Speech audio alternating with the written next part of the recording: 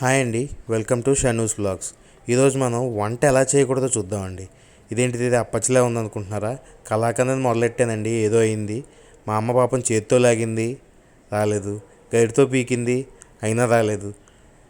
దీన్ని ఎలా చేశానో, ఎందుకు చేశానో, ఏమైందో వీడియోలో చూద్దామండి. దీన్ని చూస్తే మీరు ఇలా చేయకూడదు అని అర్థం చేసుకోవచ్చు. నా మానాన్ని నేను మీటింగ్ అయిపోయిన తర్వాత కూర్చుని యూట్యూబ్ వీడియోలు చూస్తుంటే మా ఆవిడ వచ్చి 1/2 లీటర్ పాలు ఇరిగిపోయినాయి, పన్నీర్ చేసేయమంటారా అని అడిగిందండి. పన్నీర్ ఎందుకు, దేకో మీద రౌడీజం, దీన్ని కలాకంద చేస్తానని చెప్పి ఆ పాలు కొంచెం ఇరిగితే నేను వాటిని పొయ్యి మీద పెట్టి ఇప్పుడు కలాకంద మొదలెట్టానండి. చూశారు కదా, పాలు ఇరిగిపోయినాయండి. ఈ ఇరిగిపోయిన పాలను ఇప్పుడు కలాకంద చేసే ప్రాసెస్లో ముందు పొయ్యిలకి ఇచ్చామండి. పొయ్యిలకి ఇచ్చి ప్యాన్ పెట్టేసాం. ప్యాన్ పెట్టి ఇరిగిపోయిన పాలని కలాకంద కోసం ప్యాన్లో పోసేసుకున్నాం. ఇది పోసిన తర్వాత మా ఆవిడకి ఒక డౌట్ వచ్చిందండి. ఈ పాలు మొత్తం ఎరగలేదు కదా, దీంతో కలాకంద ఎలా చేసేస్తారని అడిగిందండి. నేను బాగా ఆలోచించి ఆ ఐపీఎస్ క్వశ్చన్కి ఐఏఎస్ రేంజ్లో నిమ్మకాయ పిండేద్దామని ఆన్సర్ ఇచ్చానండి. పిండేద్దాం అనగానే మా ఆవిడ పరిగెత్తుకుని వెళ్ళిపోయి ఫ్రిడ్జ్లో ఉన్న ఒక నిమ్మకాయ పట్టుకొచ్చి దాన్ని 2 ముక్కలు చేసిందండి. 2 ముక్కలు చేసి ఒక సగం ముక్క పిండేసింది. ఇక్కడ స్టార్ట్ అయిందండి ఈ రెసిపీ గ్రహాల మూమెంట్. పడ్డమే నిమ్మకాయలో గింజ పడిపోయింది. అది మేము చూసుకోలేదు, వీడియో ఎడిటింగ్లో చూసాం. నిమ్మకాయ పిండిన తర్వాత పాలు బాగా ఇరగడం మొదలెట్టిందండి. ఇప్పుడు నిమ్మకాయ పిండేసాం కదా, దీన్ని ఇలా కలుపుతుంటే చూడండి, తెల్లగున్న పాలు కాస్త మొత్తం అంతా దగ్గర అయిపోయి నీళ్లు పైకి తేలిపోతాయి. నిమ్మకాయ ఎక్కువ పిండేయడం వల్ల అనుకుంటండి బాగా పులుపు తెలిసిపోయిందండి. అంత నిమ్మకాయ పిండకుండా ఉండాల్సిందేమో మేము. ఇదంతా చూడండి, పాలు పైకి తేలిపోయి నీళ్ళు పక్కకు వచ్చేసినాయి. ఇప్పుడు దీన్ని కాసేపు ఎగరబెట్టుకుందామండి. ఎగరబెట్టుకోవడం అంటే నీళ్లు మొత్తం తగ్గిపోయేదాకా పెట్టుకోవడం అనమాట. దీన్ని ఉడకబెట్టి బాబోయ్ ఎన్ని ఉడకబెట్టి చెప్పానండి. ఇలా ఉడకబెట్టి నీళ్లు తగ్గుతాయి కదా అని చూస్తాను ఉంచున్నానండి.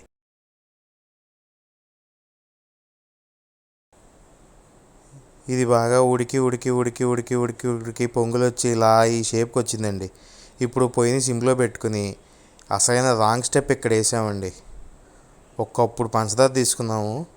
పంచదార ఎక్కువైపోయిందేమో, ఇది క్యారమెల్ పుడ్డింగ్ అయిందో క్యారమెల్ అయిందో ఏమైందో అర్థం కాలేదండి. ఇది ఏంటి రెసిపీ మొత్తానికి ఏదో అయిపోయిందండి. ఇలా వేసి మొత్తం కలిపాము. నీళ్ళు ఎక్కువ ఉండిపోవడం వల్ల అనుకుంటా పంచదార ఎక్కువైపోయి నీళ్ళు ఎక్కువ ఉండిపోయి ఉడికి మొత్తానికి ఒక అట్ట ముక్కలా తయారైందండి ఇది.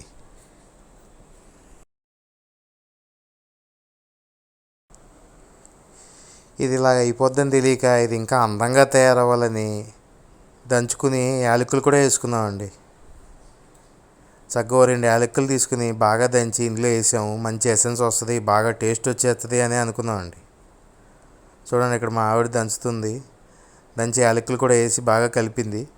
అయినా కూడా ఏం లేదండి, లాస్ట్కి వచ్చేసరికి మొత్తానికి నాశనం అయిపోయింది.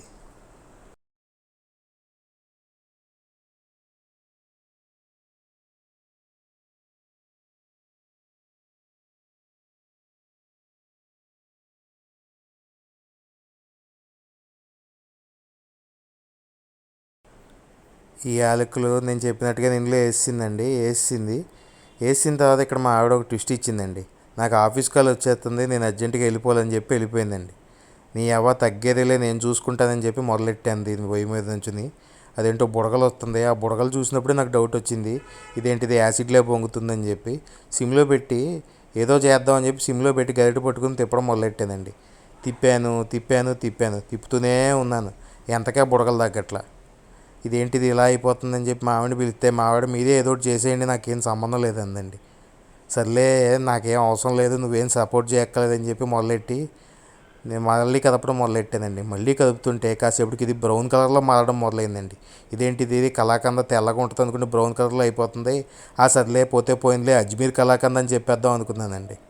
సరే, ఇంకా డౌట్ వస్తుంది, ఇది ఏంటి ఇలా అయిపోతుంది, ఏం చేస్తున్నాను నేను అని చెప్పి ఆలోచించి ఇలా కాదని చెప్పి పొయ్యి కట్టేసి ఒక ప్లాస్టిక్ పళ్ళెం తీసుకున్నా. బాగా తెలివిగా ఆలోచించి ప్లాస్టిక్ పళ్ళెం తీసుకున్నానండి. తర్వాత నాకు మామూలుగా దుబ్బులు పెట్టలేదు, ప్లాస్టిక్ పళ్ళెం మీద వేసుకుంటారని చెప్పి స్టీల్ పళ్ళెం తీసుకోవాలంటే నేనేమో అచ్చుచ్చాని పోయి ప్లాస్టిక్ పళ్ళెం తీసి దాని మీద రెయ్యి వేసేసి ఇదంతా వేసానండి.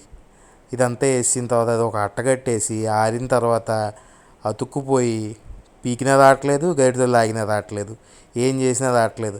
ఆఖరికి మా వాళ్ళు నన్ను నోటితో పీక్కు తినమని చెప్పి వదిలేశారండి. ఆ విధంగా కళాకందని మొదలెడితే ఏదో రాయకంద అయిందండి. ఇది కళాకంద కాకుండా కళాఖండం అయిపోయిందండి. Thanks for watching.